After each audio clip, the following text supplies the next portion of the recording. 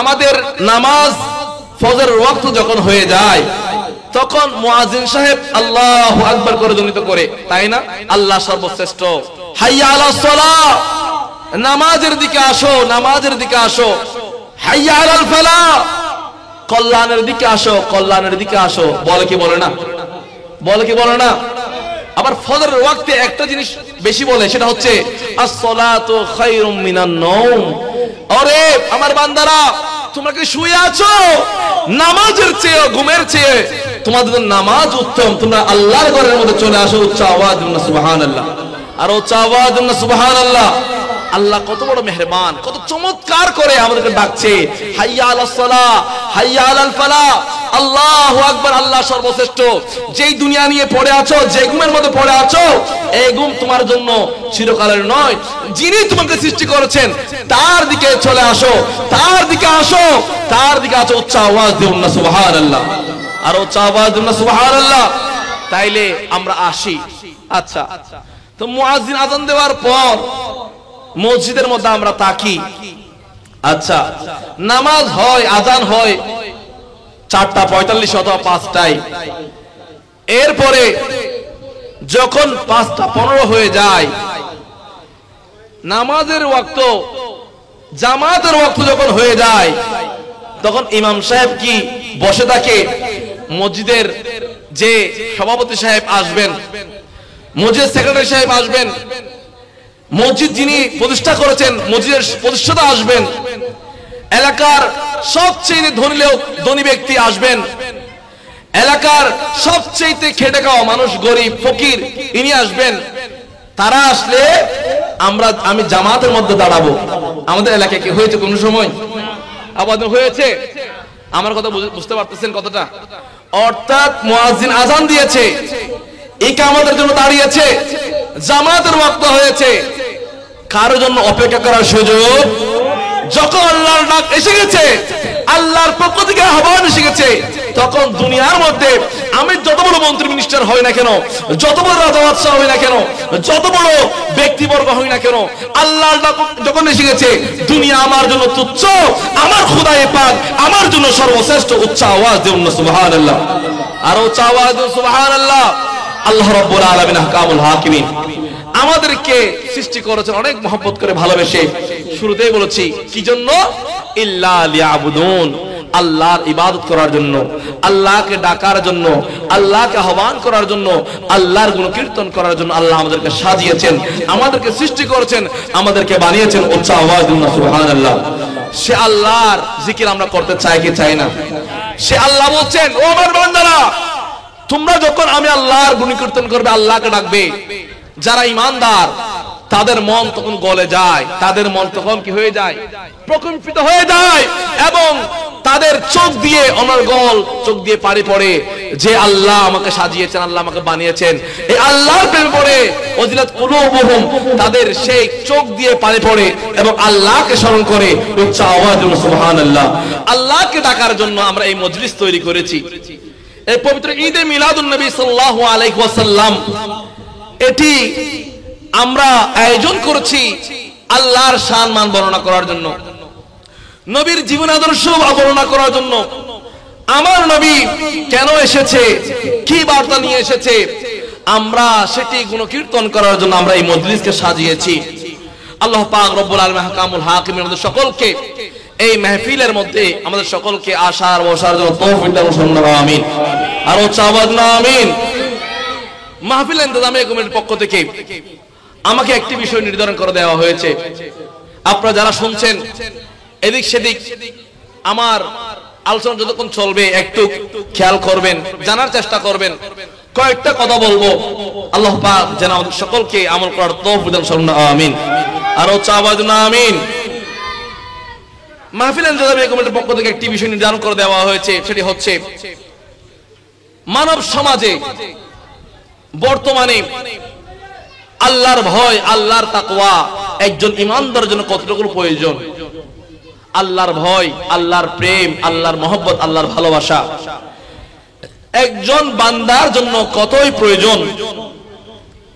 এরপরে বলা হয়েছে দাওয়াতুল খাইর, দাওয়াতুল খাইর, ভালো পথের আহ্বান, ভালো পথের দাওয়াত, ভালো কাজের দাওয়াত কেন প্রয়োজন, কত গুরুত্বপূর্ণ। আজকে যে আমরা বসেছি এটাও একটা দাওয়াতুল খাইর মাহফিল, তাই না? দাওয়াত অর্থ হচ্ছে আহ্বান করা, আর খাইর শব্দের অর্থ হচ্ছে কল্যাণের দিকে ডাকা। কিসের দিকে ডাকা? কল্যাণের দিকে ডাকা। তো এই দাওয়াতুল খাইর মাহফিল কেন প্রয়োজন জানার দরকার আছে না? জানার দরকার আছে না? আল্লাহ পাক রব্বুল আলামিন হাকামুল হাকিমিন আমাদের সকলকে এরকম মাহফিল আয়োজন করার তৌফিক দান করুন, আমিন। বছরের প্রতিদিন নয়, একদিন আয়োজন করা হয়। সেই দিনের মাধ্যমে মানুষ দিনের কথা শুনে, আল্লাহর নবীর কথা শুনে, আল্লাহর কথা শুনে যেন নিজের জীবনকে পরিচালনা করতে পারে, সেই জন্য এই মাহফিলের আয়োজন করা হয়। আল্লাহ পাক রব্বুল আলামিন ভবিষ্যতে এইভাবে এত সুন্দর মাহফিল আয়োজন করার তৌফিক দান করুন, আমিন। আরো চাওয়া দিন, আমিন।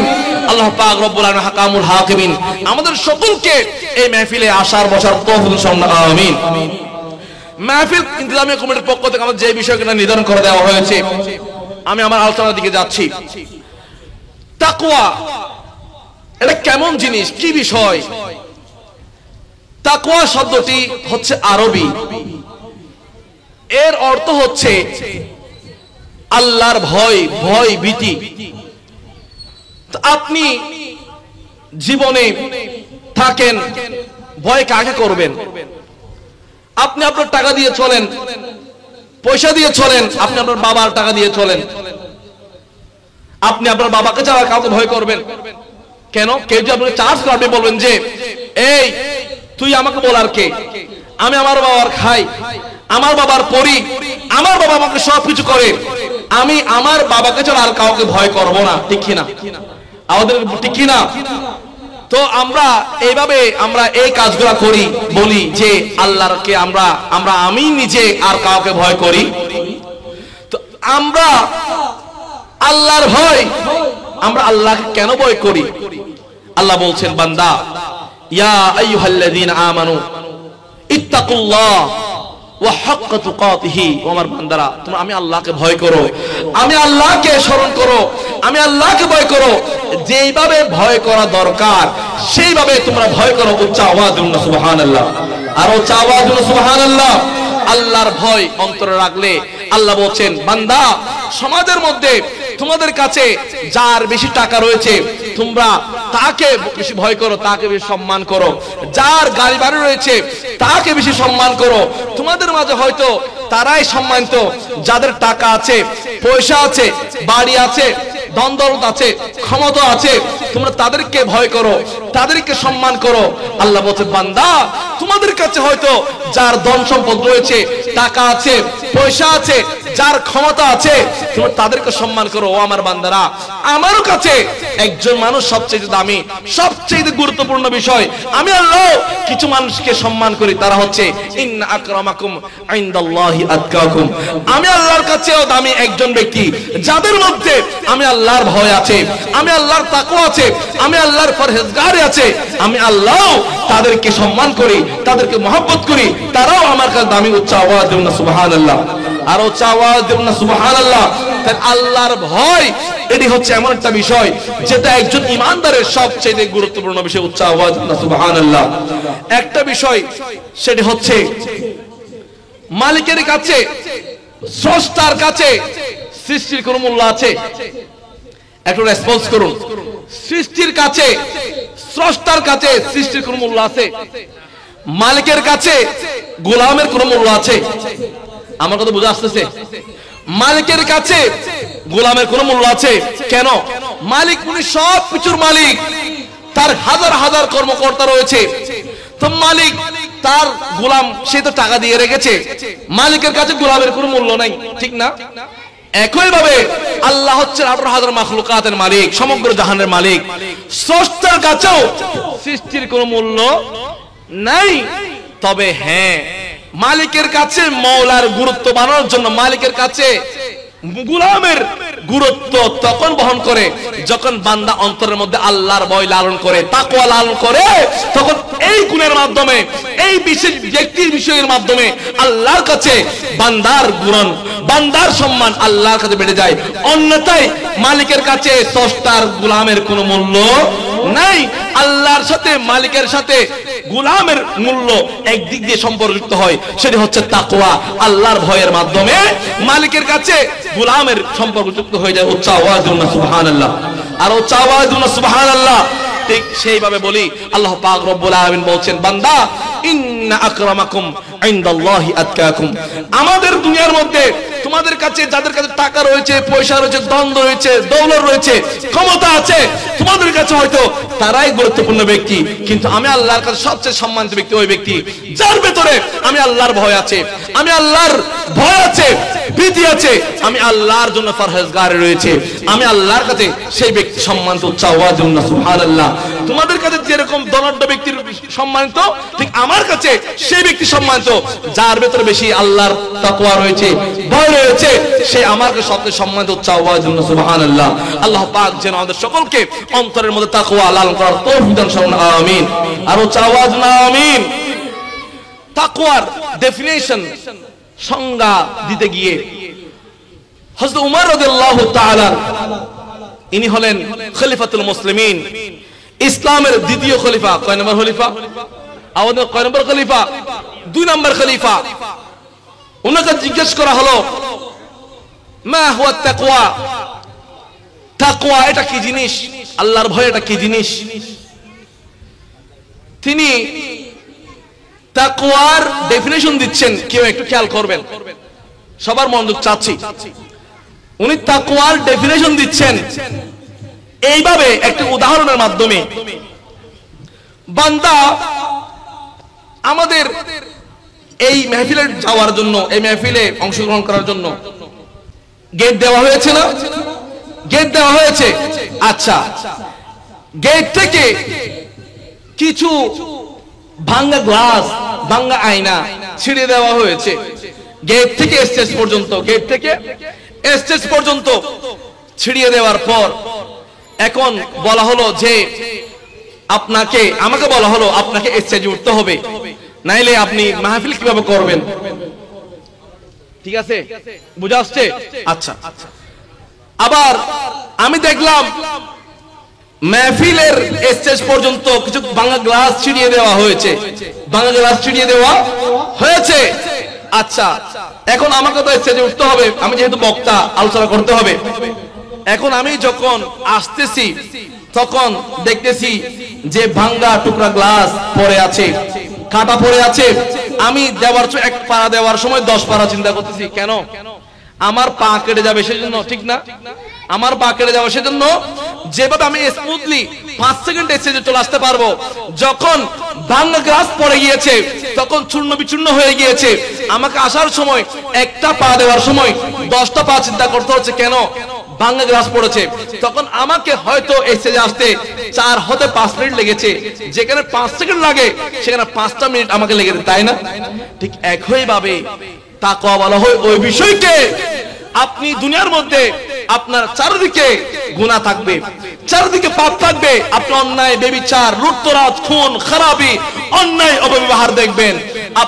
আপনি ঈমানদার হন, আল্লাহকে ভয় করেন, তাহলে আপনাকে কারা থেকে বাঁচার জন্য যাবে, আপনি একটা পা দিচ্ছেন, আরবার দেখতেছেন, অন্য পা দিচ্ছেন, আত্মীয় দেখতেছেন, কেন? নিজেকে বাঁচার জন্য। ঠিক একই ভাবে আপনি যদি আল্লাহর ভয় আপনার অন্তরে থাকে, আপনি দুনিয়াতে চলার সময় আপনি একটা পা দিবেন, দেখবেন এটা কি ভালো নাকি মন্দ, হক নাকি বাতিল, অন্যায় ন্যায়, সাদা কালো, এইভাবে দেখে দেখে যখন আপনি জীবনকে পরিচালনা করবেন, আল্লাহ বলছেন এটার নাম হচ্ছে তাকওয়া। নিজেকে বাঁচার জন্য যেভাবে কাটা থেকে তুমি বাঁচতে চাচ্ছ, ঠিক একই ভাবে আল্লাহকে ভয় করে আল্লাহর দুনিয়ার মধ্যে শান্তি পাওয়ার জন্য, আখিরাতে মুক্তি পাওয়ার জন্য নিজেকে বেঁচে বেঁচে চলার নাম হচ্ছে তাকওয়া। উচ্চ আওয়াজে বলুন সুবহানাল্লাহ। আল্লাহু আকবার। ইয়া রাসূলুল্লাহ, ইয়া গাউসুল মুস্তাগীর।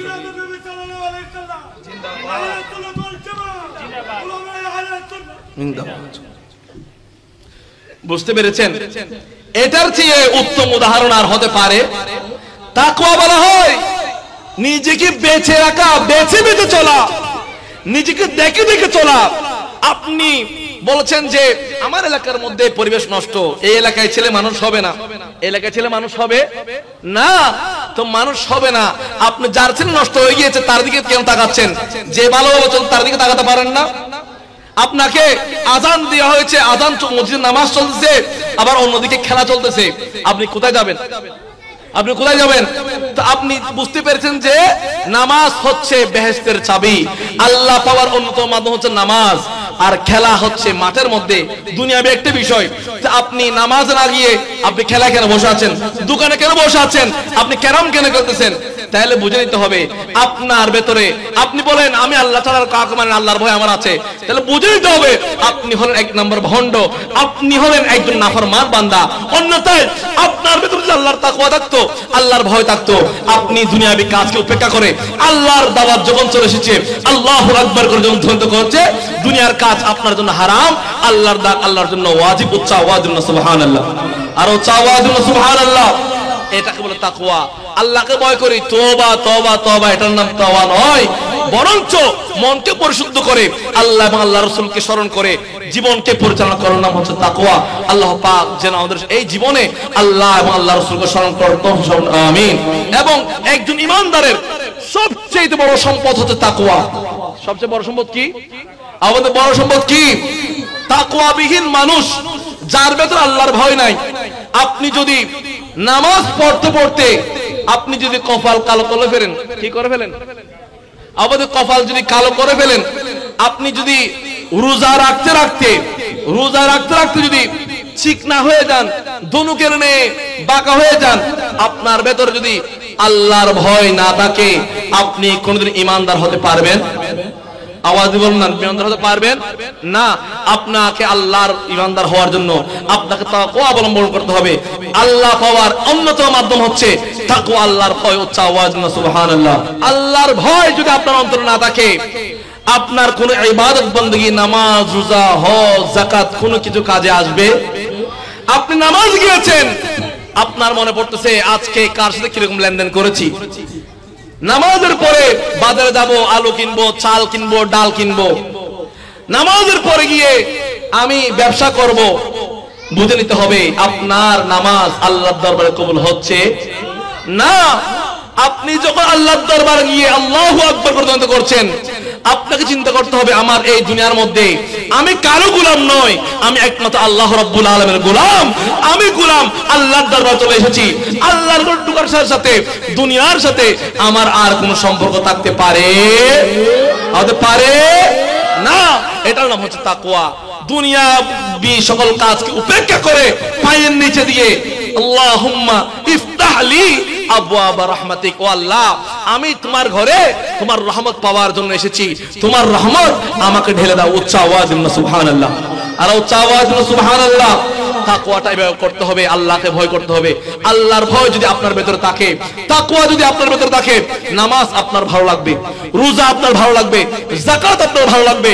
অন্যথায় আপনার ভেতরে তাকওয়া, আল্লাহর ভয় যদি না থাকে, আপনার জীবনে সব কাজ বিতা হয়ে যাবে, আর কোনো কাজে আসবে না। তাকওয়া এমন একটা বিষয়, আল্লাহ রাব্বুল আলামিন যেদিন মক্কায়ে মুআজ্জামা আমার নবীর সবচেয়ে কলজার টুকরা সাহাবী হযরত বেলাল হাবশী রাদিয়াল্লাহু তাআলা, নাম শুনেছেন? যিনি ছিলেন মুয়াজ্জিন রাসূল, মসজিদ নববীর যিনি মুয়াজ্জিন ছিলেন, তিনি কি বড় কোটিপতি ছিলেন? তিনি কি বড় রাজা ছিলেন? মক্কায়ে মুআজ্জামার সবচেয়ে আরব নগরের সবচেয়ে গরিব লোক ছিলেন বেলাল হাবশী রাদিয়াল্লাহু তাআলা। যিনি ছিলেন এমন অবস্থা, মানুষের যার টাকা না পয়সা থাকে তাকে ফকির বলা হয়, ঠিক না? যার টাকা নাই, দৌলত নাই, পয়সা নাই, কিছুই নাই, সে একজন গোলাম। যার কাছে কিছুই নাই, সে তো সেটা ছিলই, তার কিছু ছিল না। আবার তার কাছে তার দেখার মধ্যে তার মুখ ছিল, জিহ্বা ছিল কাটা, জিহ্বা ছিল কি কাটা, তার ঠোঁট ছিল যে আমরা ঠোঁট ঠোঁট ছিল একদম নিচে, দেখছে ছিল কুৎসিত, তার চেয়ে কালো বর্ণের আর কেউ ছিল। টাকাও নাই, দ্বন্দ্বলত নাই, পয়সাও নাই, এবং দেখতে বিশ্রী, তাকে দেখতে এত বেশি বিশ্রী ছিল, সে তাকে মনে হতো একজন মানুষই না। তো তিনি আল্লাহর নবীকে এত বেশি ভালোবাসতেন, আল্লাহর নবীর কাছে এত বেশি কবুল হয়েছেন, আল্লাহর নবী তাকে এত বেশি প্রিয় করেছেন যে মক্কায় বিজয়ের দিন আল আকমালতু লাকুম দীনাকুম ওয়া আতামতু আলাইকুম নি'মাতি ওয়া রাদিতু লাকুম ইসলাম দীনা, যেদিন মক্কা বিজয় হয়েছে সেদিন মুসলমানদের সবচেয়ে বড় আধ্যাত্মিক জগৎ কাবে কি রৌনক, কাবা কি মঞ্জর, আল্লাহু আকবার, আল্লাহু আকবার, আল্লাহর খানে কাবা। সেই বেলাল হাবশী রাদিয়াল্লাহু তাআলাকে বলা হয়েছিল যে তুমি খানে কাবার উপরে গিয়ে একটা আযান দিয়ে দাও, তুমি হলে সর্বশ্রেষ্ঠ ব্যক্তি এই সমাজের মধ্যে। উচ্চ আওয়াজ দিন সুবহানাল্লাহ, আর উচ্চ আওয়াজ দিন সুবহানাল্লাহ। চাইলে বলতে পারতো এই এলাকার সবচেয়ে ক্ষমতাধর সিদ্দিক আকবর, সবচেয়ে বড় ক্ষমতাধর ওমর ফারুক আজম, যিনি মক্কায়ে মুআজ্জামার আসমানের উপর চাদর পড়তে পারবে। তো আল্লাহর নবী এই বেলাল হাবশীকে দিয়ে বুঝিতে চেয়েছেন ইসলামের মধ্যে কালো সাদা বলতে কোনো কিছুই, ধনী ফকির বলতে কোনো কিছুই নেই। আল্লাহর কাছে সবচেয়ে প্রিয় ইন্না আকরামাকুম ইনদাল্লাহি আতকাকুম, যার ভিতরে আল্লাহর ভয়, আল্লাহর প্রেম, আল্লাহর মহব্বত আছে, সে আমার কাছে সবচেয়ে প্রিয়। উচ্চ আওয়াজ দিন সুবহানাল্লাহ, আর উচ্চ আওয়াজ সুবহানাল্লাহ। বেলাল হাবশী ইনি এমন একজন ব্যক্তি যিনি আল্লাহ রাব্বুল আলামিন হাকামুল হাকিমিন হযরত বেলাল হাবশীকে একটা ঘটনা বলছে, একটা ওয়াকিয়া বলছি। মক্কায়ে মুআজ্জামার থেকে আল্লাহর নবী হিজরত করার পর মদিনায়ে মুনাওয়ারার মধ্যে যখন আল্লাহর নবীর সাহাবীকে মুয়াজ্জিন নিয়োগ দেওয়া হলো, মুয়াজ্জিন নিয়োগ দেওয়ার পর তিনি আযান দিয়ে আল্লাহু আকবার করে আযান দিতেন। তিনি বেলাল হাবশী ছিলেন মসজিদ নববীর মুয়াজ্জিন। কে ছিলেন? মুয়াজ্জিন। তো ইসলাম প্রসার লাভ করেছে, মক্কা বিজয় হয়েছে বদর যুদ্ধের মাধ্যমে, উহুদের যুদ্ধের মাধ্যমে, হুদায়বিয়া সন্ধির মাধ্যমে ইসলাম এখন প্রতিষ্ঠিত, বিজয় হয়েছে। তো মুয়াজ্জিন হিসেবে বেলাল হাবশীকে নিয়োগ দেওয়া হলো। নিয়োগ দেওয়ার পর তখন তিনি আযান দেওয়ার সময় সবকিছু বলতে পারতো। তার ঠোঁট যেহেতু ছিল নিচে ঝুলা এবং তার জিহ্বা ছিল কাটা, তিনি আশহাদু আল্লাহ বলতে পারতো না। যেমন আমাদেরকে আশহাদু আল্লাহ বলার সময় সবাই একটু চেষ্টা, আশ বলার সময় আমাদের জিহ্বাটা দাঁতের নিচে লাগতেছে না? আশহাদু আল্লাহ, শিন, আশহাদু আল্লাহ। তো শিন তার জিহ্বা না থাকার কারণে তিনি আযান উচ্চারণ করতেন আশহাদু আল্লাহ। কি বলতো? আশহাদু আল্লাহ। তো ভুল হতো। তখন মক্কায়ে মুআজ্জামার মধ্যে, মদিনায়ে মুনাওয়ারার মধ্যে আল্লাহর নবীর কাছে তার বিরুদ্ধে অভিযোগ করা হলো, ইয়া রাসূলুল্লাহ, আমাদের ইসলাম বিজয় হয়েছে, ইসলাম সুন্দর ধর্ম, আপনি যাকে মুয়াজ্জিন নিয়োগ দিয়েছেন সে তো সুন্দরভাবে উচ্চারণ করতে পারে না। আমাদের মাঝে বেলাল হাবশীর চেয়েও অনেক বড় বড় সাহাবী আছে যারা সুন্দর সুললিত কণ্ঠে আযান দিতে পারে। আমরা চাই আমাদের মসজিদটা যেন একটু রিফর্ম হয়, পুনর্গঠন হয়, একজন ভালো মুয়াজ্জিন যেন নিয়োগ হয়। উচ্চ আওয়াজ সুবহানাল্লাহ, আর উচ্চ আওয়াজে সুবহানাল্লাহ। তাদের অভিযোগ আল্লাহর নবী নিলেন। আল্লাহর নবী তাদের অভিযোগ নেওয়ার পর আসলে কথাটা সত্য, মসজিদ বড়, বাইতুল মুকাররমের মধ্যে যদি আমাদের এই হুজুরকে যদি নিয়োগ দেওয়া হয়, হুজুর আপনি আগামী থেকে বাইতুল মুকাররমে আপনি আযান দিবেন, তাকে গ্রহণ করা হবে? একটা বাইতুল মুকাররম দেশের সর্বোচ্চ মসজিদ, আমরা তাকে নিয়োগ দিব, তার কোয়ালিফিকেশন দেখব, পড়াশোনা দেখব, যোগ্যতা দেখব, কণ্ঠ দেখব, সব কিছু দেখার পর তাকে নির্বাচিত করব, তাকে আমরা দাওয়াত দিব, তাকে আমরা নিয়োগ দিব। ঠিক না? ঠিক না? তো মসজিদ নববীর মধ্যে নিয়োগ দিয়েছেন কে? আল্লাহ নবী বললেন কে? যিনি ইসলামের প্রবর্তক, যিনি খাতামুন নবিয়্যিন, যিনি সাইয়্যিদুল মুরসালিন, যিনি সাইয়্যিদুল কওমাইনি ওয়াস সাকালাইন, যিনি দুনিয়ার বাদশা, আখিরাতের বাদশা, যার জন্য আল্লাহ রাব্বুল আলামিন এই দুনিয়া সাজিয়েছেন, তার চেয়ে বড় বিচারক এই দুনিয়ার কেউ হতে পারে না। যিনি নিয়োগ দিয়েছেন তার নিয়োগের মধ্যে কোনো ভুল হতে পারে? তার নিয়োগে ভুল হতে পারে? বলতে চেয়েছিলাম, তাদের অভিযোগটা গ্রহণ করলো। ঠিক আছে, তোমাদের আমি তো রহমতুল্লাহ আলামিন, আমি তো ন্যায় বিচারক, তোমরা যেহেতু একটা বিষয় উত্থাপন করতে আমার কাছে, আমি তোমাদের সেই অভিযোগটা আমি গ্রহণ করলাম। ঠিক আছে, তোমরা আগামীকাল একজন মুয়াজ্জিন নিয়োগ দাও। আমার কথা বুঝতে পারতেছেন? বুঝে আসতেছে? তাকওয়া, আল্লাহর ভয়, আল্লাহর প্রেম, এটা কেমন জিনিস এটা বলতে যাচ্ছি। ঠিক আছে, তোমরা আগামীকাল তোমরা মুয়াজ্জিন নিয়োগ দাও। মুয়াজ্জিনকে আনা হলো, ইন্টারভিউ নেওয়া হলো। এরপরে বেলাল হাবশী রাদিয়াল্লাহু তাআলাকে ডাকা হলো, এই বেলাল হাবশী আসো, এদিকে আসো। আগামীকাল থেকে তুমি ফজরের নামাজ, তোমার চাকরি চলে গেছে, সবার অভিযোগ আমি শুনেছি। আগামীকাল ফজরের নামাজের আজান তোমাকে আর দিতে হবে না, তোমায় আর মসজিদ নববীর মধ্যে ফজরের আজান দিবে না। একজন মুয়াজ্জিন নিয়োগ দেওয়া হয়েছে সবার অভিযোগের মাধ্যমে। তিনি আল্লাহর নবীর আদেশ পাওয়ার পর তিনি চলে গেলেন, বরাক্রান্ত হৃদয় নিয়ে চলে গেলেন। যাওয়ার পর তিনি, দুনিয়ার সকল মানুষ নিস্তব্ধ নীরব, সবাই ঘুমিয়ে গিয়েছে। তিনি রাতে যে নামাজ বিছিয়ে দিয়ে তাহাজ্জুদের ওয়াক্তের মধ্যে আল্লাহর দরবারে সিজদারত অবস্থায় চোখের পানি দিয়ে ফেলতে, আল্লাহ তুমি বানিয়েছো আমাকে, আমাকে তুমি ফকির বানাইছো, তুমি সবচেয়ে কালো বর্ণের ব্যক্তি বানাইছো, তুমি জিবা আমাকে পরিপূর্ণ জিবা দেওয়া হয়, জিবা কাটছো তুমি, আমার ঠোঁটগুলাও জুলা বানাইছো কে তুমি, এটা কি আমাকে তুমি বিচার করলা?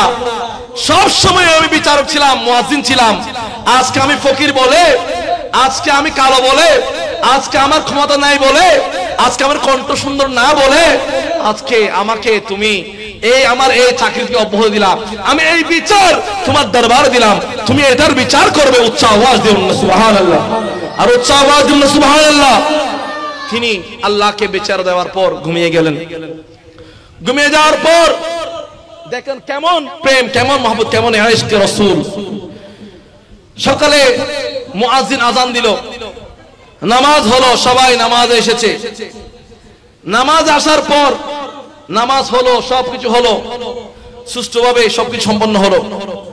আল্লাহ রাব্বুল আলামিন হাকামুল হাকিমিন ফেরেশতা জিবরাইল আল্লাহর নবীর কাছে আল্লাহ পাঠালেন, ও ফেরেশতারা, আল্লাহ তো বলেন, ও আল্লাহ আজকে মনে হয় দুনিয়ার মধ্যে আজান হয় নাই, আমাদের নামাজের বিষয় আছে। আল্লাহর ফেরেশতারা ঘুম থেকে উঠে নেই এখনো নামাজ পড়ার জন্য।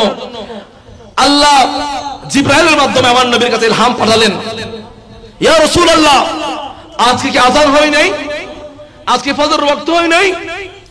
বলছি কেন, আমি তো সবার অভিযোগের মাধ্যমে নতুন মুয়াজ্জিন নিয়োগ দিয়েছি, নামাজ হয়েছে, আজান হয়েছে, সবাই নামাজ পড়েছে।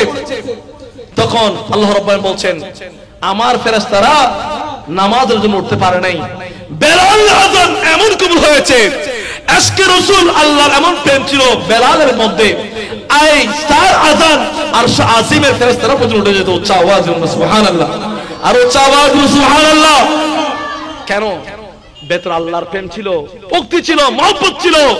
সেই প্রেম এমন ভাবে আল্লাহর দরবারে পূর্ণ হয়েছে, দুনিয়াতে আজান দিত আর জেগে দিত আল্লাহর আরশ আজিমের ফেরেশতারা। উচ্চ আওয়াজ সুবহানাল্লাহ। সেজন্য প্রেম, ভালোবাসা, তাকওয়া এটা এমন একটা জিনিস যেটা মনের বিষয়। আত্তাকওয়া ও হাহুনা, আপনি আল্লাহকে ভয় করেন, ডরান, এগুলো বললে হবে না। আল্লাহ আপনাকে কতটুকু ভালোবাসে, আপনি আল্লাহকে ভালোবাসেন, আমি আল্লাহকে ভালোবাসি, নবীকে ভালোবাসি বললে হবে না, বরং আপনাকে চিন্তা করতে হবে আল্লাহ আপনাকে ভালোবাসেন কিনা, ঠিক কিনা? আল্লাহ আপনাকে ভালোবাসেন কিনা সেটা হচ্ছে মূল বিষয়। আল্লাহ আপনাকে ভালোবাসলে আপনার আল্লাহর ভালোবাসা পরিপূর্ণ হয়ে যাবে, অন্যথায় আপনি যতই বড় ঈমানদার হন না কেন আপনার ঈমান আল্লাহর দরবারে কবুল হবে না। তাকওয়া এটা কেমন জিনিস? আল্লাহর ভয়।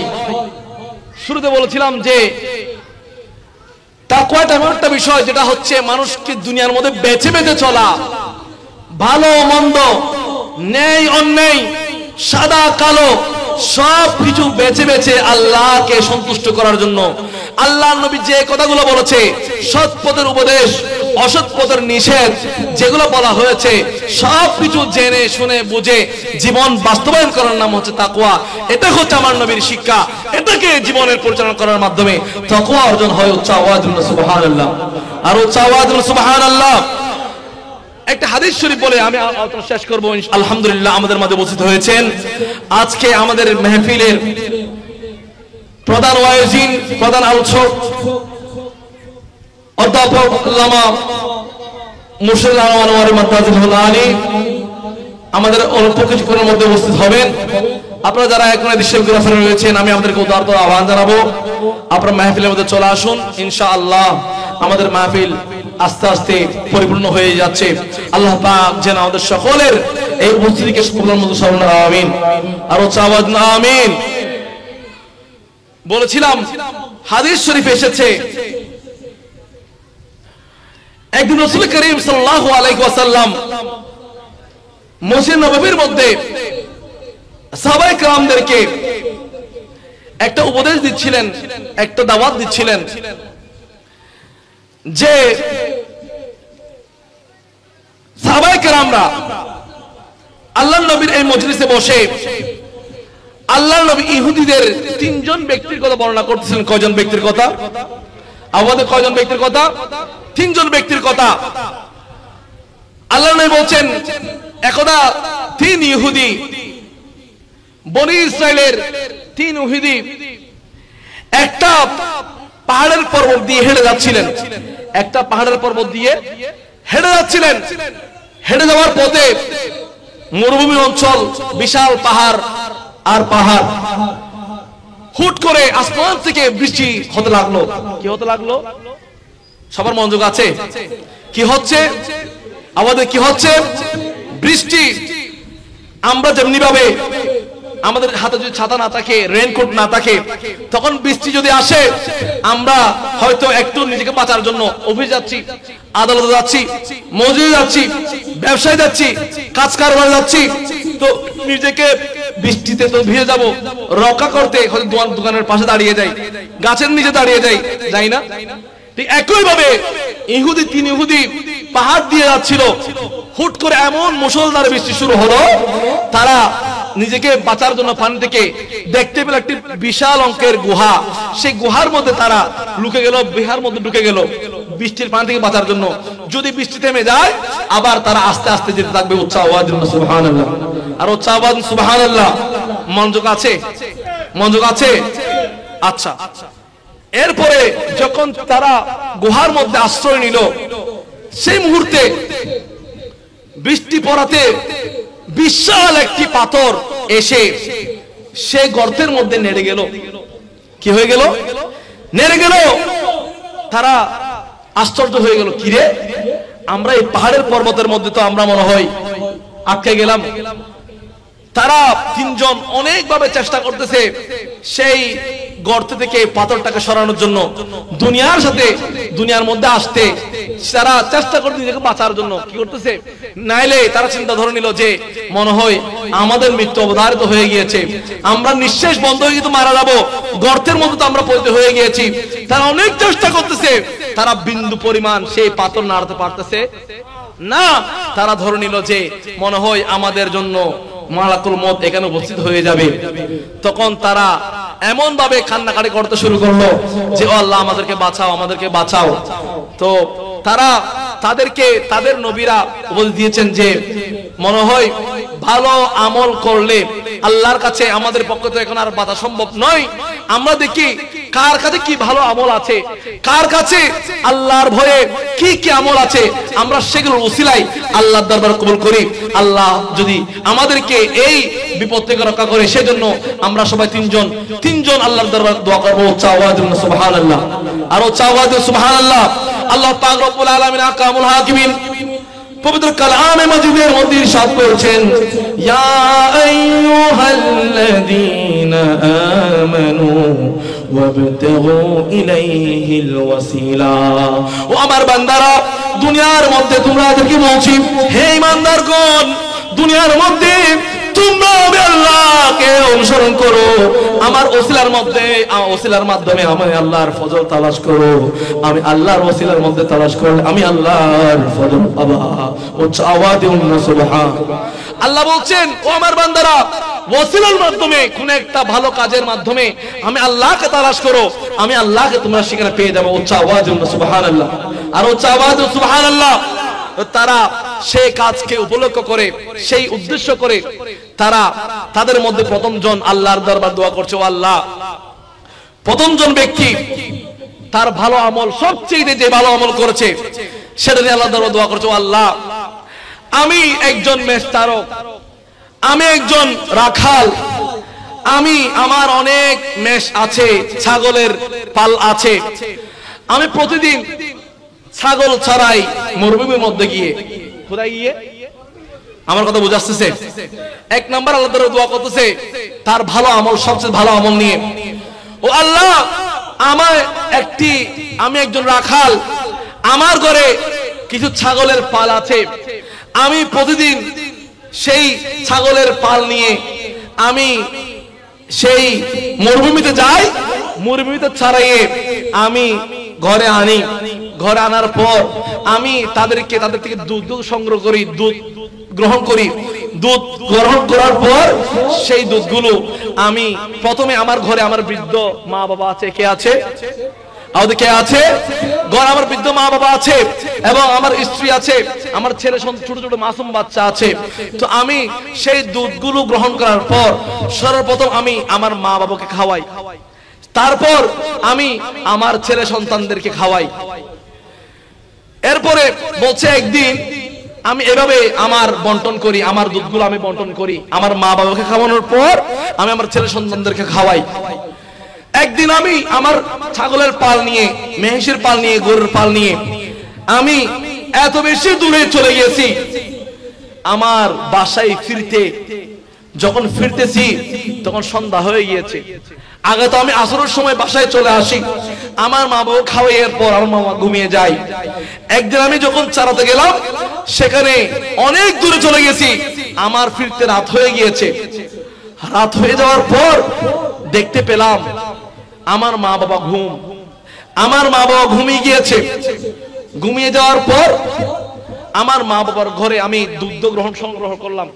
দুধ সংগ্রহ করার পর আমি আমার পরিবারের কাছে যখন গেলাম, দেখতে পেলাম আমার সন্তানরা মাকে পায়ে ধরে কান্না করতো, মা আমাকে কিছু দাও, মা আমার খিদা লেগেছে, বড্ড খিদা লেগেছে, আমার খেতে ইচ্ছে করতেছে, আমার বড়ই ক্ষুধা লেগেছে, আমার ক্ষুধা এর মধ্যে আমি শেষ হয়ে যাচ্ছি, আমাকে কিছু খেতে দাও, আমাকে কিছু খেতে দাও।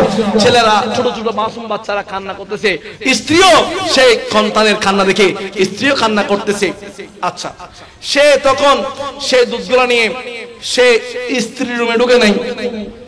বাবাকে দেখার পর সে সন্তানগুলো বাবার কদমে পড়ে, বাবা আমাকে খেতে দাও, আমার বড়ই পিপাসা লেগেছে, আমার না খেলে আমি মারা যাবো, আমাকে খেতে দাও। তখন সেই সন্তানের দিকে তাকায় নেই, স্ত্রীর দিকে তাকায় নাই, সে সর্বপ্রথম তার মা বাবার ঘরে গিয়েছে, মা বাবার ঘরে ঢুকলো। মা বাবার রুমে ঢুকে মা বাবা তখন ঘুমিয়ে পড়েছে। মা বাবার কদমে যাওয়ার পর মা বাবার পাশে দাঁড়িয়ে আছে, মা বাবাকে আবার ডাকতেছেও না।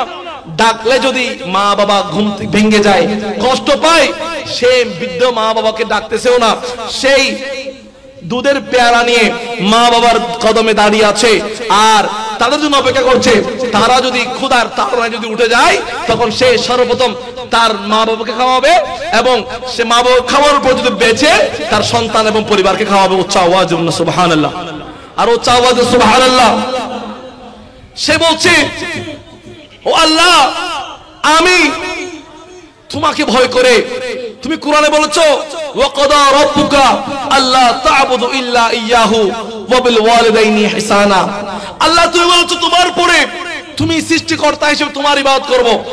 তুমি বলছো তোমার ইবাদত করার পর যার ইবাদত প্রথম করবা তারা হলেন তোমাদের মা বাবা। উচ্চ আওয়াজ সুবহানাল্লাহ। ও আল্লাহ, আমি তোমার বইয়ে তুমি বলেছো মা বাবার স্থান আল্লাহর পরে। আল্লাহ, আমার ইবাদত করার পর আমি তোমাদেরকে নির্দেশ দিচ্ছি তোমরা যেন মাতা পিতার খেদমত করো, মা বাবার ইবাদত করো, মা বাবার সম্মান করো, মা বাবার খেদমত করো, মা বাবার হক আদায় করো। আমি আল্লাহর পরের হক হচ্ছে মা বাবার। ও আল্লাহ, আমি তোমার ভয়ে আমি আমার সন্তানের দিকে তাকাই নাই। সন্তানরা খেলে সন্তানরা শান্তি পেত, আমাকে দোয়া করতো। স্ত্রী গেলে স্ত্রী দোয়া করতো। কিন্তু আল্লাহ, তোমার ভয়ে তোমার নির্দেশকে আমি মান্য করে তোমার ভয়ে আমি সর্বপ্রথম আমার মা বাবাকে তোমার পরে স্থান দিয়েছি। তোমার এই আমার আমল যদি তোমার দরবার কবুল হয়ে থাকে, আল্লাহ আমাদেরকে এই মহাপ্লাবন মহাবিপত্তি থেকে রক্ষা করো। উচ্চ আওয়াজ দিন না সুবহানাল্লাহ, আর উচ্চ আওয়াজ সুবহানাল্লাহ। সে মুনাজাত করা দেরি, আল্লাহর দরবার ফরজ করে দেরি, মুহূর্তের মধ্যে সে পাহাড় থেকে একটু পরিমাণ সে পাহাড় থেকে পাথরটা সরে গেল। উচ্চ আওয়াজ সুবহানাল্লাহ। দেখেন যেখানে তাদের বিপদ অবধারিত হয়ে গিয়েছে, সে মারা যাবে, তারা পয়সা নিয়েছে আমাদের পক্ষে এই পাথর থেকে বাঁচা সম্ভব নয়, কিন্তু সে তার সবচেয়ে ভালো আমলের কারণে, দোয়া করার কারণে একটু পরিমাণ সরে গিয়েছে, দুনিয়ার আলো তারা দেখতে পেল। উচ্চ আওয়াজ সুবহানাল্লাহ। এই ঘটনার শিক্ষা হচ্ছে, আমরা যখন বলা মুসিবতের মধ্যে পড়ি, বিপদে পড়ি, আমাদের এক নম্বর কাজ হচ্ছে আমাদের মাতা পিতার খেদমত করা, ঠিক কিনা? আমাদের ঠিক কিনা? আমরা বিপদ থেকে বাঁচার জন্য আমরা কত কিছু করি, আমরা দুনিয়ার মধ্যে অনেক কিছু করি। বিপদ থেকে বাঁচার জন্য ডাক্তার পরিবার যখন অসুস্থ হয়ে যায়, সবচেয়ে বড় মেডিকেল কোনখানে সেখানে নিয়ে যায়, সবচেয়ে বড় ডাক্তারকে দেখায়, অথচ তার ঘরের মধ্যে তার বৃদ্ধ মা বাবা পড়ে আছে, সেই মা বাবার কোন খবর আমাদের থাকে? আমাদের থাকে? যদি মা বাবার খবর থাকতো, আজকে আমাদের জন্য আমাদের এই বাংলাদেশের মধ্যে বৃদ্ধাশ্রম বলতে কিছু থাকতো না, ঠিক কিনা? আমাদের ঠিক কিনা? আমরা অনলাইনের মাধ্যমে দেখেছি, আমরা যখন মা দিবস আসে, আন্তর্জাতিক মা দিবস যখন আসে, তখন আমরা একটা অ্যাডভার্টাইজ আমি দেখে খুব আপ্লুত হয়েছি। আমার কথা মনোযোগ দিয়ে শুনতেছেন? বোঝা আসতেছে? আমরা একটা নিউজে দেখেছি, একটা অ্যাডভার্টাইজে দেখেছি, আমরা টিভিতে দেখি, দেখলাম এটা উদাহরণ দিচ্ছি, আমাদের দেশীয় একটি উদাহরণ। পরিবারে তার স্ত্রী আছে, সন্তান আছে 2 জন, বৃদ্ধ মা বাবাও আছে। তখন স্ত্রী, যখন পরিবারে মা বাবা আছে, মা বাবা বৃদ্ধ হয়ে গিয়েছে, স্ত্রী বলতেছে, আমার তোমার সন্তানদেরকেও দেখতে হয়, আবার তোমার মা বাবাকেও দেখতে হয়, আমার পক্ষে কষ্ট হয়ে যায়।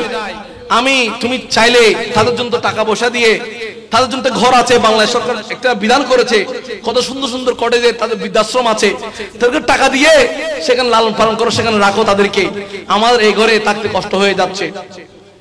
তখন সিদ্ধান্ত নিল তারা মা বাবাকে কোথায় নিয়ে যাবে? বৃদ্ধাশ্রমে নিয়ে যাবে। তখন স্ত্রীকে বলল যে, তুমি আমার মা বাবাকে গুছিয়ে দাও, আমার মা বাবাকে লাগেজ করে কাপড় চোপড় করে দাও, আমি অফিস থেকে এসে আমার বৃদ্ধ মা বাবাকে আমি বৃদ্ধাশ্রমে দিয়ে আসবো। কেন? স্ত্রীকে প্রায়োরিটি দেওয়ার কারণে, স্ত্রীকে প্রাধান্য দেওয়ার কারণে সে সিদ্ধান্ত গ্রহণ করলো। স্ত্রী প্রতিদিন বলতেছে, 1 দিন 2 দিন এভাবে বলতে থাকলে একজন মানুষ পরিবারের সুখের জন্য হলেও করে, তাই না? কেন? তার সন্তানদেরকে মানুষ করতে হবে, পরিবারকে দেখতে হবে। সে সিদ্ধান্ত নিল তার মা বাবাকে বৃদ্ধাশ্রমে নিয়ে যাবে। তখন তার মা বাবাকে বৃদ্ধাশ্রমে নিয়ে যাওয়ার জন্য তার স্ত্রী মা বাবাকে লাগেজের মধ্যে কাপড় চোপড় ঘুরিয়ে দিচ্ছে, আর বৃদ্ধ মা বাবা চোখের পানি ফেলে ফেলে এক পাশে বসে আছে। আর নাত নাতনি ছিল, অনেক কষ্ট করে লালন পালন করে তাদেরকে দেখতো, খেলাধুলা করতো। তো তাদের বন্ধু চলে যাচ্ছে, না দাদু আর দাদু চলে যাচ্ছে, তাদেরও কষ্ট হচ্ছে, আমাদের বন্ধু চলে যাচ্ছে, তারাও মন খারাপ করে এক পাশে 2 চেয়ারের মধ্যে নাতি নাতনি বসে আছে, আর 2 চেয়ারের মধ্যে তাদের মা বাবা শাশুড়ি বসে আছে, আর একদিকে তাদের স্ত্রী বৌমা সেই কাপড়গুলো গোছাই দিচ্ছে, আর বলতেছে, সেখানে মনে হয় আর কেউ থাকে না, আপনাদের এমন ভাবে বান করতে হয়, আপনাদেরকে তো আপনার ছেলেরা দেখতে যাবে, টাকা দিচ্ছে, সবকিছু দিচ্ছে, তারপর ভেঙে বসে আছেন কেন? কি মারতেছে? হিট মারতেছে কে? স্ত্রী। আচ্ছা, এরপরে ছেলে গাড়ি নিয়ে ঘরে ঢুকলো। ঘরে ঢুকার পর বলতেছে, এই মা বাবাকে রেডি করে দিয়েছো? বলছে, হ্যাঁ সবকিছু রেডি। মা বাবা এমন করে পান করতেছে যেন বৃদ্ধাশ্রমে আর কেউ থাকে না, বৃদ্ধাশ্রমে আর কেউ থাকে না, তারা এমন ভাবে পান করতেছে যে এখানে আর কেউ থাকে না। তখন এখন সন্তান সিদ্ধান্ত নিল, বাবা বলছে বাবা আসো, আর সে তো স্ত্রীর জবাব দেয় নাই। লাগেজ নিয়ে যখন চলে যাচ্ছে মা বাবাকে নিয়ে ঘরের মধ্যে, তার ছেলে ডাক দিল, বাবা একটু দাঁড়াও, বাবা একটু দাঁড়াও। বলছে, তুমি এই বৃদ্ধ মা বাবাকে কোথায় নিয়ে যাচ্ছ? বলছে, তোমার দাদু দাদুকে আমি বৃদ্ধাশ্রমে নিয়ে যাচ্ছি। বলছে, বাবা তুমি যদি বড় হও, তোমাকে কি আমরা এভাবে নিয়ে যাব? কি বলেছে? তুমি যদি বড় হও, তোমাকেও কি আমরা এভাবে নিয়ে যাব? তখন সেই সন্তান আর তার বোঝার বাকি ছিল না, সেই 2 চোখের পানি ফেলে দিয়ে তার বাবার কলায় পড়ল, বাবা আমার বৃদ্ধাশ্রম প্রয়োজন নয়, আমার তোমাকেই প্রয়োজন। উচ্চ আওয়াজ দিন সুবহানাল্লাহ, আর উচ্চ আওয়াজ দিন সুবহানাল্লাহ। আজকে যদি আমাদের সমাজের মধ্যে যদি যোগ্য পিতা থাকতো, যোগ্য সন্তান থাকতো, মা বাবাকে এই অবস্থায় কিভাবে তারা বৃদ্ধাশ্রমের মধ্যে রেখে দেয়, ঠিক কিনা? আজকে সেই জন্য আমাদের দেশের উপর গজব। পরিবারে শান্তি নাই, সমাজে শান্তি নাই, রাষ্ট্র শান্তি নাই। যারা হক পাওয়ার যোগ্য তারা হক পাচ্ছে, আমাদের হক পাচ্ছে। আপনি পরিবারকে সুখে রাখার জন্য পরিবারকে লন্ডনে নিয়ে যাচ্ছেন, শহরে নিয়ে যাচ্ছেন মানুষ করার জন্য, আর মা বাবা ঘরে, গ্রামের ঘরে, কুটির ঘরে পড়ে আছে, ঘরের মধ্যে পানি পড়তেছে, কি খাচ্ছে না খাচ্ছে কোনো খবর নাই। আপনি যে মায়ের জন্য আজকে মানুষ হয়েছেন, অফিসার হয়েছেন, অ্যাডভোকেট হয়েছেন, জজ হয়েছেন, আলেম হয়েছেন, বিচারক হয়েছেন, ব্যবসায়ী হয়েছেন, ধনী হয়েছেন, আজকে সেই মা বাবা যার জন্য একটু করেছেন, সেই মা বাবা আজকে গ্রামের কুটির করে, আর যাকে নিয়ে আপনি সংসার করতেছেন তাকে নিয়ে আপনি সেই 7 তলা 8 তলা 10 তলা আরামে এসে বুক করতেছেন। আল্লাহ বলছেন দুনিয়াতে থাকতে তুই জান্নাত জাহান্নামের টিকিট নিয়ে নিলি। উচ্চ আওয়াজে নাউযুবিল্লাহ, আর উচ্চ আওয়াজে সুবহান নাউযুবিল্লাহ। আল্লাহ পাক রব্বুল আলামিন আহকামুল হাকিমিন। আল্লাহ বলছে ও আমার বান্দারা, ওয়া কাদা রাব্বুকা আল্লা তা'বুদু ইল্লা ইয়্যাহু ওয়া বিল ওয়ালিদাইনি ইহসানা। আমি আল্লাহর পরে তোমরা যদি কারো ইবাদত করো তাহলে তোমাদের মা বাবা, তোমার মা বাবাকে তোমরা সম্মান করো, ইহতিরাম করো, তাদের হক আদায় করো, আমি আল্লাহর হক আদায় হয়ে যাবে। সুবহানাল্লাহ। আর দুনিয়ার মধ্যে আমি আল্লাহর পরে যদি কাউকে যদি আমি সিজদার জন্য আমি বিধান করতাম, সেটি হচ্ছে তোমাদের মা বাবা। সুবহানাল্লাহ। আল্লাহ পাক রব্বুল আলামিন আহকামুল হাকিমিন আমাদের সকলকে মা বাবার খেদমত করার তৌফিক দান করুন, আমিন। আপনার কপালকে যদি দামি বানাতে চান, আপনার জীবন থেকে যদি দুঃখ সরাতে চান, আপনার জীবন থেকে যদি মুসিবত দূর করতে চান, তাইলে মা বাবার খেদমত করুন, মা বাবাকে ভালোবাসুন, মা বাবার হক আদায় করুন। পরিবারকে পাবেন অনেকদিন, ছেলে সন্তান মানুষ করতে পারবেন, কিন্তু যিনি আপনার মুরব্বী, যার জন্য আপনি মানুষ হয়েছেন, তাকে স্মরণ করুন, দেখবেন আপনার জীবন থেকে মুসিবত চলে যাবে। যেমনি ভাবে সেই ইহুদি মাকে খেদমত করার কারণে মৃত্যু হয়ে যাচ্ছে, সেখান থেকে রক্ষা পেয়েছে। কেন? মাকে সামান্য দুধ পান করার কারণে। উচ্চ আওয়াজ সুবহানাল্লাহ। কিছু স্মরণ করেন, মা বাবাকে লালন পালন করেন, পরিবারের চেয়ে মা বাবার খেদমত বেশি করেন, দেখতে পাবেন আল্লাহ রাব্বুল আলামিন আপনার জন্য দুনিয়ার মধ্যেও শান্তি, আপনার দুনিয়ার মধ্যে আর বিপদ বলতে আর কিছু থাকবে, মুসিবত বলতে কিছু থাকবে। মুসিবত যদি দূর করতে চান, জীবনকে যদি সুখী করতে চান, জীবনকে যদি সুন্দর করতে চান, মা বাবার ইহতিরাম করুন, মা বাবাকে ভালোবাসুন, মা বাবার হক আদায় করুন, মা বাবার খেদমত করুন, দেখবেন আপনার জীবন সুন্দর, আখিরাতও সুন্দর। আল্লাহ নবী বলছেন রাদা রব্বি রাদা ফিল ওয়ালিদাইন, যার উপর তার মা বাবা রাজি, আল্লাহ বলছেন আমি আল্লাহ তার উপর রাজি। উচ্চ আওয়াজ সুবহানাল্লাহ। ওয়া সাখাতা রব্বি সাখাতা ফিল ওয়ালিদ, যার উপর তার মা বাবা নারাজ, আল্লাহ বলছেন তার উপর আমি আল্লাহও নারাজ। উচ্চ আওয়াজ নাউযুবিল্লাহ। আরে জান্নাত নেওয়ার জন্য খানে কাবার মধ্যে 4 লক্ষ 5 লক্ষ খরচ করে দিতে হবে না। আল্লাহ তোমাদের জন্য তোমাদের ঘরে তোমার জান্নাত রেখে দিয়েছে। আল জান্নাতু তাহতা আকদামিল উম্মাহাত, জান্নাত তোমার ঘরে আছে। তুমি জান্নাতের জন্য, যেই কাবার জন্য জান্নাতের জন্য পাগল হয়ে গিয়েছো, আল্লাহর খানে কাবায় যাচ্ছ, তোমার খানে কাবা তোমার ঘরের মধ্যে রয়েছে। উচ্চ আওয়াজ সুবহানাল্লাহ। আল্লাহর নবীর কাছে এক সাহাবী বলল, ইয়া রাসূলুল্লাহ, আমি আল্লাহর ঘরে যেতে চাই, আমি আল্লাহর মেহমান হতে চাই, আল্লাহর খানে কাবার মেহমান হতে চাই, আমি হজ করতে চাই। তখন আল্লাহ বলছেন, ও আমার বান্দারা, আমার 1400 বছর পরে সবার পক্ষে খানে কাবার মধ্যে হজ করা সম্ভব হবে না, সবার পক্ষে সবার তৌফিক থাকবে না, সবার টাকা থাকবে না। এক বর্তমানে হজ করতে কত টাকা লাগে? 5 থেকে 6 লক্ষ টাকা মিনিমাম লাগে, তাই না? আমাদের এখানে মধ্যে সবার পক্ষে হজ করা সম্ভব? সবার পক্ষে কি সম্ভব? অনেকে আমরা করেছি, অনেকে করি নাই। কেন? হজ তার উপর ফরজ, যার কাছে নেশাব পরিমাণ সম্পদ আছে তার উপর হজ ফরজ। তো সবাই তো হজে যেতে পারবে না, আল্লাহর নবী সেটা জানতেন। আমার বান্দারাও সবাই হজ করতে পারবে না, যার তৌফিক থাকবে সেই হজ করতে পারবে। আল্লাহর নবী সেই জন্য বলছেন, তোমার ঘরে তোমার বৃদ্ধ মা বাবা আছে না, তোমার মা বাবার পায়ের দিকে, মা বাবার দিকে মহব্বতের নজর দিয়ে একবার তাকাও। আল্লাহর নবী বলছেন, কবুল হওয়া একটা হজের সওয়াব তোমাদের আমলনামায় লিপিবদ্ধ করে দেওয়া হবে। উচ্চ আওয়াজ সুবহানাল্লাহ, আর উচ্চ আওয়াজ সুবহানাল্লাহ। আল্লাহর নবী কেমন দয়াবান দেখেন, বৃদ্ধ মা বাবার দিকে তাকালে কবুল হওয়া হজের সওয়াব মিলে। আর আপনারা যারা হজের মধ্যে যান, অনেক টাকা পয়সা খরচ করেছেন, মাথার ঘাম পায়ে ফেলে টাকা পয়সা অর্জন, যারা টাকা কামায় তারা জানে একদম দিনমজুর সকাল থেকে রাত পর্যন্ত কষ্ট করে কেন? টাকা পয়সা ইনকাম করার জন্য। সেই টাকা পয়সা ইনকাম করতে কত কষ্ট হয়, হয় না? হয় না?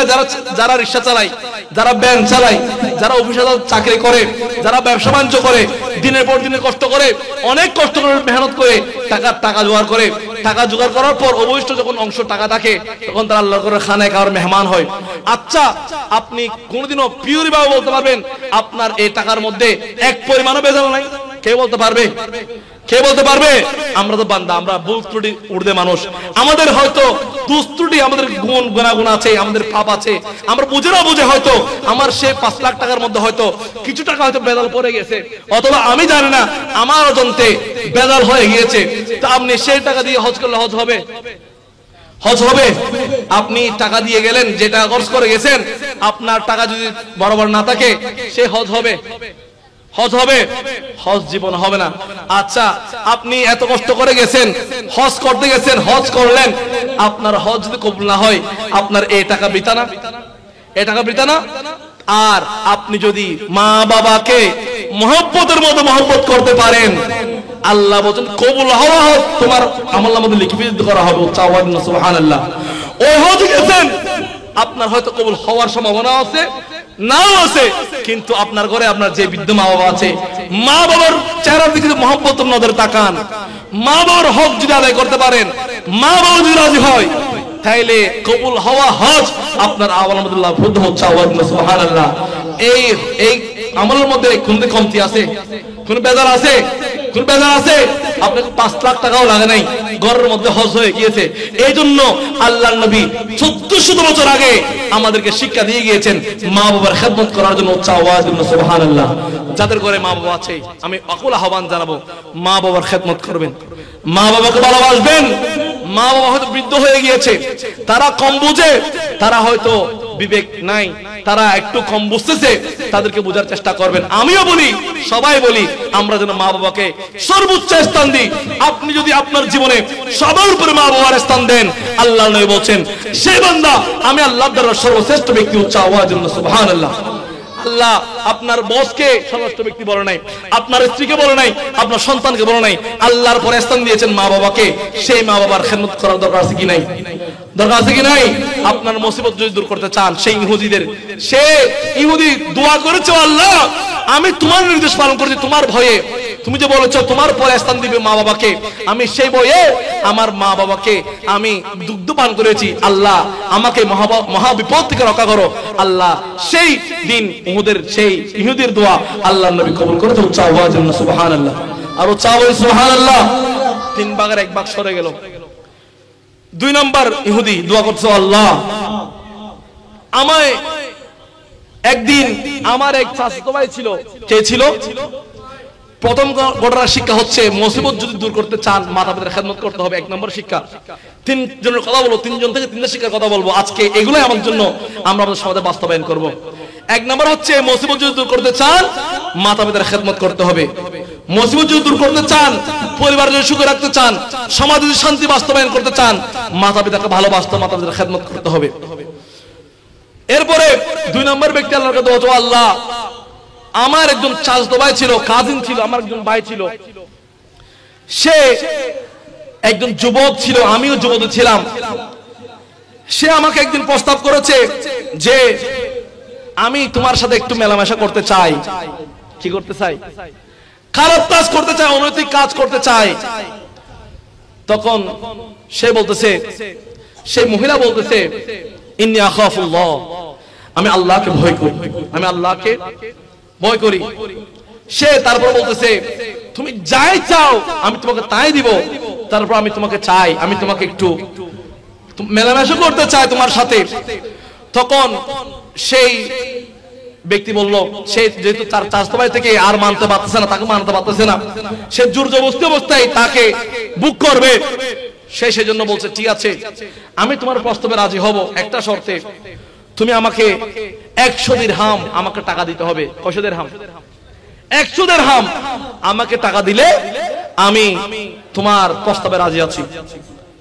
তখন সে যখন পাগল হয়ে গিয়েছে, শাহওয়াতুন নিসা, নারীর লোভ এটা এমন একটা লোভ যেটা থেকে কেউ বাঁচতে পারে। আমি গত শুক্রবারে আলোচনা করেছিলাম দক্ষিণ বুড়েশ্বর মাহফিলের মধ্যে, আমি শাহওয়াতুন নিসা, কুমন্ত্রণা, শয়তানের কুমন্ত্রণা কেমন ভয়ানক জিনিস, এটা ফেরেশতাদেরকে বলতে হার মানায়। হারুত মারুত আল্লাহর আরশ আজিম থেকে যে ফেরেশতা এসেছিল পরীক্ষা করার জন্য, যে লোভ, লালসা, ক্ষুধা, রাগ এগুলো যদি দেওয়া হয় আমরা পাপ করব না, তারা পর্যন্ত সেই নারীদের কাছে হার মেনে গিয়েছে। উচ্চ আওয়াজ নাউযুবিল্লাহ। আমি একজনের কথা বলেছি, একজন দোয়া আল্লাহ কবুল করেছেন কেন? মা বাবার দোয়ার বদৌলতে। দুই নাম্বার ব্যক্তি আল্লাহ দরবার করছে, আল্লাহ আমার ঘরে আমার একজন চাচাতো বোন ছিল, সেই চাচাতো বোনকে আমি মেলামেশা করার জন্য প্রস্তাব দিলাম, সে বলছে আমি তোমার প্রস্তাবে রাজি নই, তবে প্রস্তাবে রাজি হতে তখন তুমি যদি আমাকে 100 দিরহাম টাকা দিতে পারো আমি তোমার প্রস্তাবে রাজি আছি। তো তখন দিরহাম অনেক টাকা, তখন বনী ইসরাইলের যুগে দিরহাম হচ্ছে কুল টাকার চেয়েও বেশি, কুল টাকার চেয়েও বেশি। তাকে 100 দিরহাম বলার কারণ হচ্ছে সে ভালো মেয়ে ছিল, সে তার প্রস্তাবে রাজি না হওয়ার জন্য, কি হওয়ার জন্য? রাজি না হওয়ার জন্য, সেই জন্য তাকে বুক করতে না পারে, সেই জন্য সে বলছে 100 দিরহাম নিয়ে আসো, তারপর তোমার প্রস্তাবে রাজি আছি আমি। তখন সে দৌড়ে গেল, দৌড়ে গিয়ে সে কাজ কর্ম করতে করতে, মেহনত করতে করতে, দিনকে দিন না দিয়ে, আপনাকে যদি ধরেন আজকে একজন কর্মচারীর বেতন 800 টাকা, টাকা যদি বলা হয় আজকে রাতের মধ্যে আমার এই কাজ করা চাই, তুমি যাই চাও তা দিব, তো সে মালিককে বলতেছে আমাকে আজকে দিনের জন্য 10,000 টাকা দিতে হবে, আজকে রাতের মধ্যে সকাল থেকে কাজ ধরবো, রাতের মধ্যে কমপ্লিট করে দেবো। বলি কি বলি না? যেগুলো ইমার্জেন্সি কাজ করি না, অবশ্যই করি। তো তাকে সে দিনের পর দিন কষ্ট করে মেহনত করে সে টাকা জোগাড় করে তার চাচাতো বোনের কাছে গেল। চাচাতো বোন স্ট্রেঞ্জ, বলছে কিরে তুমি এই টাকা জোগাড় করে ফেলেছো? বলছে হ্যাঁ আমি টাকা জোগাড় করে ফেলেছি, আমি নিয়ে এসেছি, আসো আমার সাথে তোমার যে চুক্তি হয়েছে আমার সেই চুক্তি তুমি বাস্তবায়ন করো। এরপরে তাকে 100 দিরহাম দেওয়া হলো, সে একা নির্জনে নির্বাসনে সে গেল। যাওয়ার পর হাদিস শরীফ এসেছে, এটা মুত্তাফাকুন আলাইহি হাদিস, মুশকাতুল মাসাবির মধ্যে হাদিস এসেছে, কিতাবুত তাওয়াদু'এর মধ্যে, বাবুত তাওয়াদু'এর মধ্যে হাদিস কানা আসে।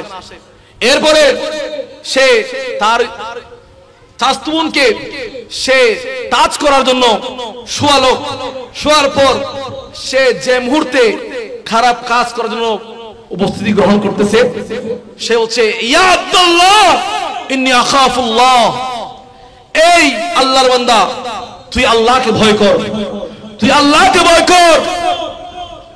তখন সেই মুহূর্তের মধ্যে তার খানার মধ্যে এমন ভাবে একাত্তরা লেগেছে যে সে মুহূর্তের মধ্যে উঠে গেল। উঠে যাওয়ার পর আল্লাহ বলছেন অবাধ মেলামেশা করা হারাম, জেনা ব্যভিচার করা হারাম।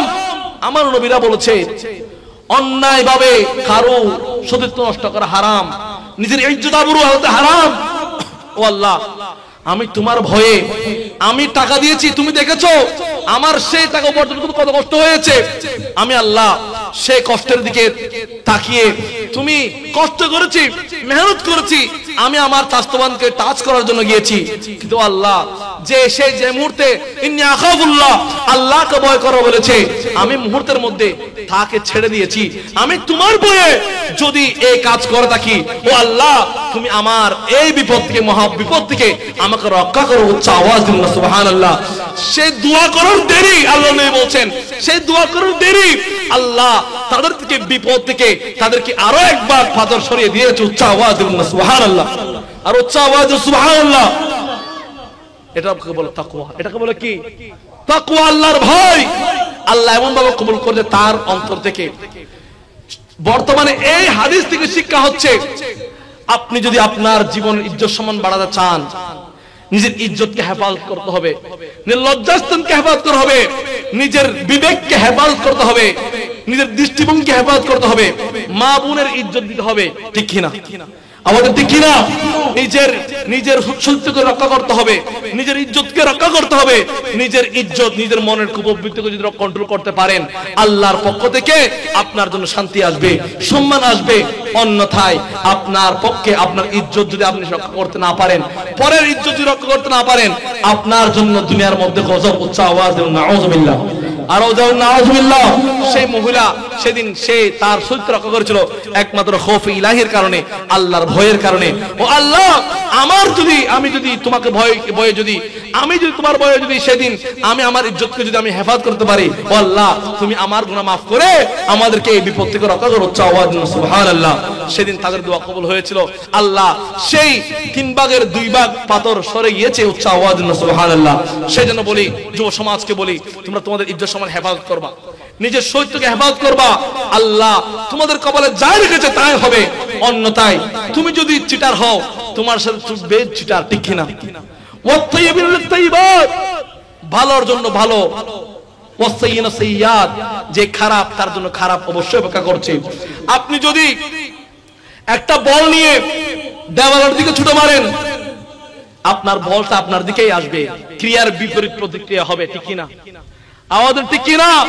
আপনি যদি কারোর সাথে ফ্রডবাজি করেন, আপনার জন্য ফ্রডবাজি হবে, অন্যথায় ভালো কিছু আশা করতে পারেন? আপনি যদি কাউকে একটা আঙ্গুল 2টা আঙ্গুল দেখেন 3টা আঙ্গুল আপনার দিকে, ঠিক কিনা? আওয়াজ ঠিক কিনা? 2টা আঙ্গুল যদি অন্যজনকে অন্যায় ভাবে দেখান, 3টা আঙ্গুল আপনাকে দেখাচ্ছে, এই তুই অপেক্ষায় থাক, তোর জন্য আমি অপেক্ষা করতেছি, ঠিক কিনা?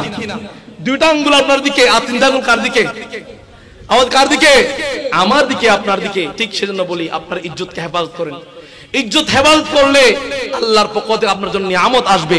আজকে পরিবারে শান্তি নাই, পরকীয়া হচ্ছে, ডিভোর্স হচ্ছে, পরিবারের মেয়েরা বিয়ে হলে 2 মাস সংসার টিকতেছে না, ঠিক কিনা? ঠিক কিনা? সমাজের মধ্যে হচ্ছে না। বর্তমানে বাংলাদেশের মসজিদে বাংলাদেশ পারিবারিক আইন হয়েছে, আমরা কোর্ট বিল্ডিং এ আছি, বিচার আদালতে আছি, আমাদের সবচেয়ে সর্বোচ্চ এখন মুকদ্দমা হচ্ছে নারী বিষয়ক মুকদ্দমা। কি বিষয়ক মুকদ্দমা? নারী বিষয়ক মুকদ্দমা। সংসার টিকতেছে না কেন? তুমি লম্পট ছিলা বিদায় তোমার সঙ্গে লম্পট ঢুকতেছে, ঠিক কিনা? এটা হচ্ছে 3 ভাগের 2 ভাগ, 1 ভাগ তো ভালো আছে। আল্লাহ পরীক্ষা করার জন্য অনেককে এই পরীক্ষার মধ্যে সম্মুখীন করে, নিজের নফসানিয়াতকে পরীক্ষা করার জন্য। আল্লাহর বিপদে কেন আমরা যখন ঈমান আনি 7টা বিষয়ের উপর, মানে কয়টাই বিষয় মানে অন্য গিয়ে চলে যাচ্ছে আবার।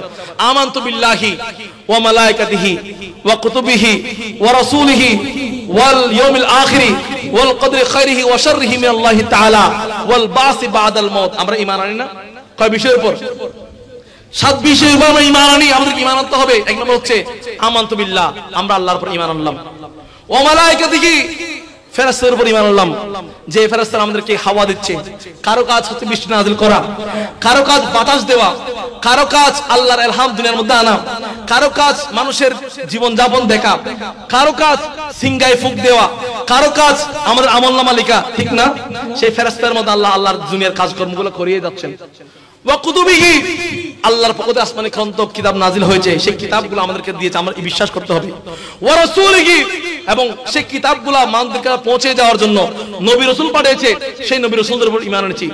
ওয়াল ইয়াউমিল আখিরি, এই দুনিয়ার পর যে আমরা আখিরাতে যাব, কিয়ামত যে হবে, এটার উপর ঈমান আনলাম। ওয়াল কদরি খাইরিহি ওয়া শাররিহি মিনাল্লাহি তাআলা, গুরুত্বপূর্ণ বিষয়। এটা হচ্ছে আমাদের তকদিরের মধ্যে, তকদির অর্থ হচ্ছে গোপন, এই তকদিরের মধ্যে ভালো হবে মন্দও হবে, আপনার জীবনে বিপদ আসবে ভালো আসবে, আপনাকে মেনে নেওয়ার নাম হচ্ছে ঈমান। সুবহানাল্লাহ। আপনাকে ভালো যখন আপনার জীবন থাকবে, যখন নিয়ামত আসবে আল্লাহর শুকরিয়া আদায় করবেন, আর যখন বিপদ আসবে বিপদকে মেনে নেওয়ার নাম হচ্ছে ঈমান। শুকরিয়ার মধ্যে আল্লাহর নিয়ামত পেয়ে শুকরিয়া আদায় করে আল্লাহর শুকরিয়া আদায় করা, এবং বিপদের মধ্যে তাওয়াক্কুল করা, এটা হচ্ছে একজন ঈমানদারের লক্ষণ, ঠিক কিনা? আল্লাহ পরীক্ষা করার জন্য আপনাকে বিপদেও ফেলবে, আপনাকে বিপদে ফেলে পরীক্ষা করবে। আল্লাযী খালাকাল মাউতা ওয়াল হায়াতা লিয়াবলুয়াকুম আইয়ুকুম আহসানু আমালা, ঠিক কিনা? আল্লাহ বান্দাকে পরীক্ষা করার জন্য এই দুনিয়ার মধ্যে পাঠিয়েছেন। আল্লাহ আপনাকে ভালো দিয়ে পরীক্ষা করবেন, ভালো দিয়ে আল্লাহকে ডাকতেছেন নাকি আল্লাহর নাফরমানি করতেছেন, ঠিক কিনা? আপনি ক্ষমতা দিল, আমি সবচেয়ে ক্ষমতার ব্যক্তি এখানে, তখন আপনার ক্ষমতার মাধ্যমে অহংকার কাজ করতেছে, নাকি সমাজের মধ্যে আল্লাহ তুমি দিয়েছো, সবকিছু তোমার নিয়ামত, আল্লাহ তুমি দিয়েছো বলে আমি পেয়েছি, ঠিক কিনা? এটা বলে শুকরিয়া আদায় করতে হবে। আবার আপনি যখন দুঃখে পড়েছেন, কষ্টে পড়ে গেছেন, তখন নিজেকে একটু কন্ট্রোল করবেন যে আল্লাহর পক্ষ থেকে পরীক্ষা চলতেছে, আল্লাহ মনে হয় এই পরীক্ষার মধ্যে আমাকে বিজয় করবে। কেন? ভালোর পরে সুখ, সুখের পর ভালো। আল্লাহ পাক রব্বুল আলামিন আহকামুল হাকিমিন, তাকদীরের উপরেও আমরা ঈমান এনেছি, তাই না? তাইলে আপনার বিপদে পড়লে আপনাকে হতাশ হওয়া যাবে? হতাশ হওয়া যাবে? হতাশ হওয়া যাবে না। এরপরে ওয়াল বাসি বাদাল মউত, মৃত্যুর পরে আমাদের পুনরুদ্ধান হবে, আমরা মৃত্যুর পরে আবার উড্ডয়মান হব। এই 7 বিষয়ের উপর ঈমান আনতে হয়। তো যেটা বলতে চেয়েছিলাম, আল্লাহ রাব্বুল আলামিন আহকামুল হাকিমিন, সেই ফেরেশতার মতো আমাদের জীবন বাস্তবায়ন করে সেই নিজের ইজ্জত আবরু যদি হেফাজত করতে পারেন, আল্লাহ আপনার থেকে বিপদ দুর্বিত হবে। যেটা বলতে চেয়েছি, আজকে সমাজের মধ্যে ডিভোর্স, তালাকের বিষয় বেশি বেড়ে গেছে। সংসার ভাঙতেছে কেন? আমি নিজের পরিবারকে ঠিক রাখতে পারি নাই, নিজের স্ত্রীকে অবাধ মেলামেশা করতে দিছি, পর্দা করি নাই। আমি আমার বিয়ের সময় আমি অবাধ মেলামেশা করে আমার স্ত্রীকে করেছি। তো সেই পেট থেকে যদি সন্তান আসে, সেই সন্তান কি ভালো হবে না খারাপ হবে? ভালো হবে না খারাপ হবে? আপনার আমার ফ্যাক্টরি যদি ভালো হয়, আমার মালও ভালো বের হবে, তাই না? ফ্যাক্টরি যদি 2 নম্বর হয়, তো ভালো মাল কি আশা করা যায়? একটা কথা আছে গ্রামের ভাষায়, বৃক্ষ তোমার নাম কি, ফলে পরিচয়।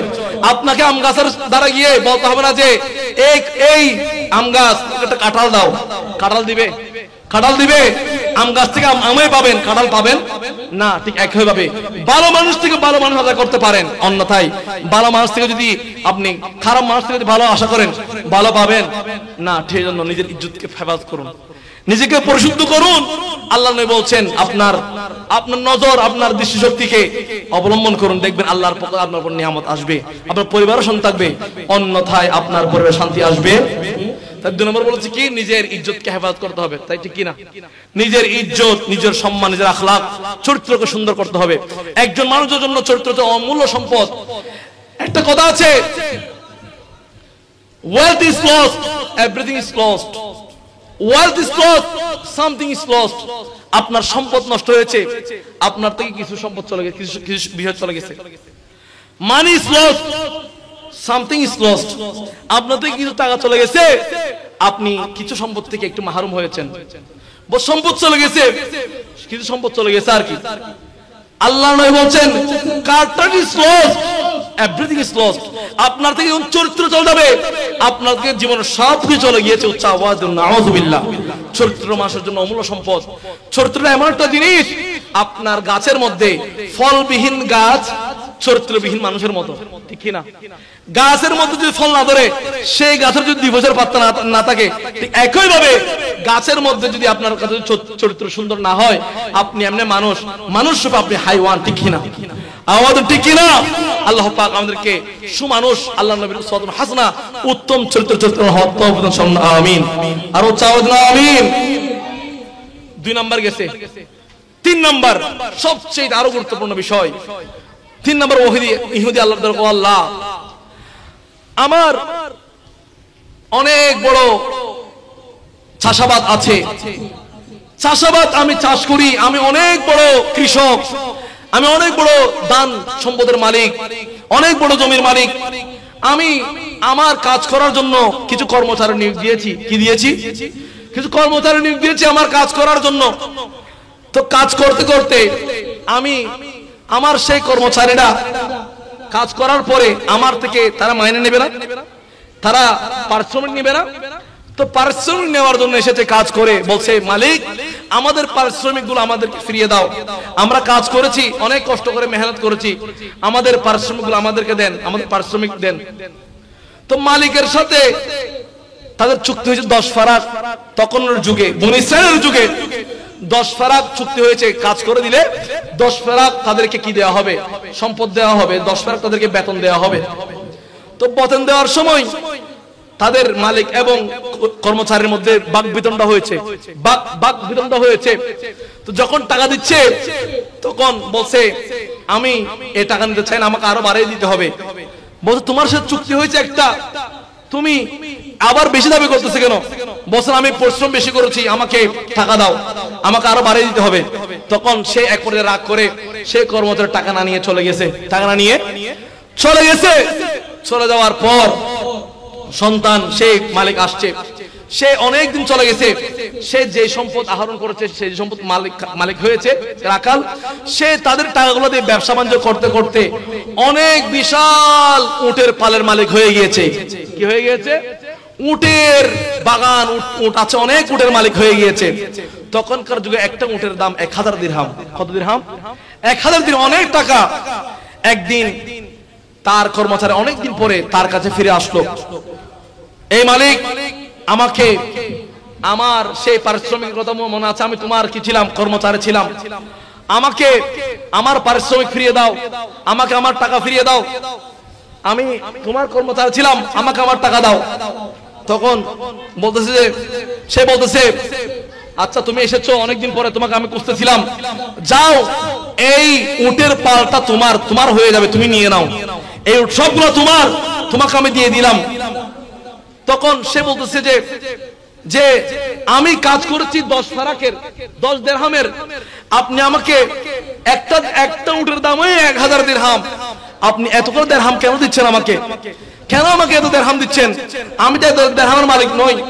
তখন সে বলতেছে যে না না না, আমি যে ব্যবসাটা করেছি এটা তোমার মাধ্যমে করেছি, তোমার হকের মাধ্যমে করেছি, আমি এই টাকার মালিক আমি নই, যত কিছুর মালিক হয় না কেন সব কিছুর মালিক তুমি, তুমি আমার এই পালটা নিয়ে যাও। উচ্চ আওয়াজ দিন সুবহানাল্লাহ, আর উচ্চ আওয়াজ দিন সুবহানাল্লাহ।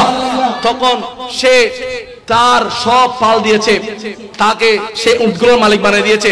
তখন সে ইহুদি বলছে ও আল্লাহ, আমি তোমার ভয়ে, আমি তোমার জয়ে আমি আমার সম্পদগুলো, সামান্য সম্পদ কাছে আমার সম্পূর্ণ সম্পদ বিলীন করে দিয়েছি, দিয়ে দিয়েছি একমাত্র কর্মচারীর হক আদায় করার জন্য। উচ্চ আওয়াজ সুবহানাল্লাহ। তুমি বলেছো, আমার নবী বলছো উতুল আজিরা আজরা ক্বাবলা আন ইয়াদফা আরকাহু, কর্মচারীর ঘাম শুকানোর পূর্বে তার পারিশ্রমিক দাও, তার জন্য পারিশ্রমিক দিয়ে দেয়। তোমার নবী বলেছে যে উতুল আজির আজরাহু ক্বাবলা আন ইয়াদফা আরকাহু, কর্মচারীর বেতন তার ঘাম শুকানোর পূর্বে তার কর্মচারীর বেতন দিয়ে দাও। আমি তো তার সঠিক সময়ে তার বেতন দিতে পারি নাই, সে পরবর্তীতে যখন তার পারিশ্রমিক নেওয়ার জন্য এসেছে, আর আমি আর বসে থাকতে পারি নাই, আমি সবকিছু তোমার বয়ে, তোমাকে ভয় করে আমি আমার সম্পূর্ণ সম্পদ তাকে তার নামে লিখে দিলাম। উচ্চ আওয়াজ সুবহানাল্লাহ, আর সুবহানাল্লাহ। ও আল্লাহ, আমি যদি এটা তোমার ভয়ে করে থাকি, আমি যদি তোমার ভয়ে এই কাজ করে থাকি, ও আল্লাহ আমাকে তুমি মাফ করে দাও, আমাকে তুমি আমাদের থেকে এই বিপদটা নিয়ে দাও। উচ্চ আওয়াজ সুবহানাল্লাহ। রাজা মহারাজ লাউমুদের সালাম কানি আব্দুল কাদের আনি কৃপা করে রাগমুদের লাজ ওগ কুতুবে সুবহানি আব্দুল কাদের আনি আব্দুল কাদের। রাসূল পাকের তুমি পিয়ারা, মওলা আলীর নয়ন তারা, মা বিমার ফাদের দুলাল, হাসান হুসাইনের জিগর পাড়া, হাসান হুসাইনের জিগর পাড়া, সর্বগুণে গুণময়ী, সর্বগুণে গুণময়ী, ওগ কুতুবে রব্বানি আব্দুল কাদের হানি আব্দুল কাদের লানি ওলি দিগর রাজা মহারাজ লামুদের সালাম কানি আব্দুল কাদের হানি আব্দুল কাদের। মুসিবতে পড়ে যখন ডাকি তোমায় দস্তগীর, মুহূর্তে উদ্ধার করো ওগো মুদের বড় পীর, ওগো মুদের বড় পীর। নাই তুলনা বিশ্বে তোমার, নাই তুলনা তোমার, ওগো কুতুবে লাসানি আব্দুল কাদের হানি আব্দুল কাদের। এলানি ওলি দিগর রাজা মহারাজ লৌমুদের সালম কানি আব্দুল কাদের হানি আব্দুল কাদের ইলানি আব্দুল কাদের জিলানি। আলহামদুলিল্লাহ, আমরা যা শুনেছি, যা করেছি, আল্লাহ পাক যেন আমাদের সকলের আশা যাওয়া পূরণ করুন, আমিন। আমি বলেছিলাম সে হাদিস নববী, আমার নবী মসজিদে নবীর মধ্যে যে হাদিস রিওয়ায়াত করেছেন, 3 ইহুদির কথা বলেছিলেন। এক ইহুদি মহা বিপদ থেকে রক্ষা পেয়েছিল মাতা পিতার খেদমত করার কারণে, মাতা পিতার ভালোবাসার করার কারণে, মাতা পিতাকে নিজের পরিবারের চেয়ে, স্ত্রীর চেয়ে, সন্তানের চেয়ে মা বাবার খেদমত করার কারণে সে মহা বিপদ থেকে রক্ষা পেয়েছিল। 2 নম্বর ব্যক্তি নিজের ইজ্জত সম্মান আল্লাহকে ভয় করে নিজের ইজ্জতের সতীত্বকে রক্ষা করেছে, নিজের ওয়াহাদানিয়ত, নিজের মনের কুপ্রীতিকে আল্লাহর ভয়ে রক্ষা করেছিল, সেই জন্য সে মহা বিপদ থেকে রক্ষা পেয়েছিল। 3 জন কর্মচারীর ন্যায্য অধিকার বাস্তবায়নের জন্য সে বিপদ থেকে রক্ষা পেয়েছিল। আজকে আমাদের বড় বড় গার্মেন্টস এর মধ্যে আগুন ধরে যায়, আজকে সমাজের মধ্যে বিপদ আপদ কেন? আজকে ন্যায্য অধিকার, ন্যায্য পরিশ্রমিকের ন্যায্য পারিশ্রমিক না পাওয়ার কারণে আজকে ভূমিধস হচ্ছে, গার্মেন্টস আগুন লাগতেছে একমাত্র ন্যায্য অধিকার না পাওয়ার কারণে, ঠিক কিনা? আর ওদের ঠিক কিনা? অথচ আল্লাহ নবী বলছেন উতুল আজির আজরাহু ক্বাবলা আন ইয়াদফা আরকাহু। আল্লাহ নবী বলছেন গাম শুকানোর পূর্বে পারিশ্রমিকের ন্যায্য অধিকার তাকে দিয়ে দাও, চাও, ঠিক কিনা? আর এখন কাজ করে যেন তার মালিকের কাজ করে যেন কর্মচারী অপরাধ করে ফেলেছে, ঠিক কিনা? সে তার পেছনে পেছনে ঘুরতে হয়, ঠিক কিনা?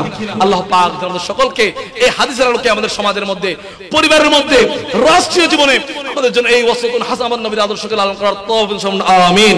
এবং আমি আরেকটা আহ্বান জানাবো, আমাদের এই পশ্চিম কোয়াইশ এলাকার মধ্যে একটি মাদ্রাসা হতে যাচ্ছে, আপনাদের সকলের জন্য, আমাদের ছেলে সন্তানের জন্য। মাদ্রাসা তো অনেক হয়েছে, আরেকটা প্রতিষ্ঠান আমাদের এলাকা থেকে হয়ে যাচ্ছে, পশ্চিম কোয়াইশ সুন্নিয়া মাদ্রাসা। আপনারা সবাই এই মাদ্রাসার কে সহযোগিতা করবেন যেন মাদ্রাসাটা হতে পারে। প্রতিষ্ঠান হলে আপনার পরিবারের মধ্যে শিক্ষার হার বাড়বে, ঠিক কিনা? দ্বীনের জ্ঞান পাবে, কোরআনের তালিম শিক্ষা পাবে, সন্তান চিটার হবে না, মাদক আসক্ত হবে না, বাটপার হবে না, সন্তান মানুষ হবে, ঠিক কিনা? আল্লাহ নবী বলছেন আল ইলমু ইলমান, ইলম 2 প্রকার। ইলম কয় প্রকার? 2 প্রকার। একটা হচ্ছে জাগতিক জ্ঞান আর আধ্যাত্মিক জ্ঞান। জাগতিক জ্ঞান হচ্ছে আমরা মসজিদ, মাদ্রাসা, স্কুল, কলেজ, ইউনিভার্সিটিতে যে জ্ঞান আহরণ করি, ঠিক কিনা? আর ঠিক কিনা? এই জ্ঞান হচ্ছে আমাদের জীবনের জন্য ইলমুন নাফে, উপকারী জ্ঞান। আর আধ্যাত্মিক জ্ঞান যেগুলো আমাদেরকে আউলিয়া কেরাম, বুজুর্গানে দিন, শাইখ শ্রীকোট আল্লামা তাইয়্যিব রাহমাতুল্লাহ আলাইহি গোসিয়া কমিটি বাংলাদেশ দিয়ে আমাদেরকে তরিকতের চর্চা করেছেন গোসিয়া কমিটির মাধ্যমে, ঠিক কিনা? দাওয়াত খায়রের মাধ্যমে আমাদেরকে দ্বীনের এই মজলিসের মাধ্যমে আমাদের শিক্ষা দিয়েছেন।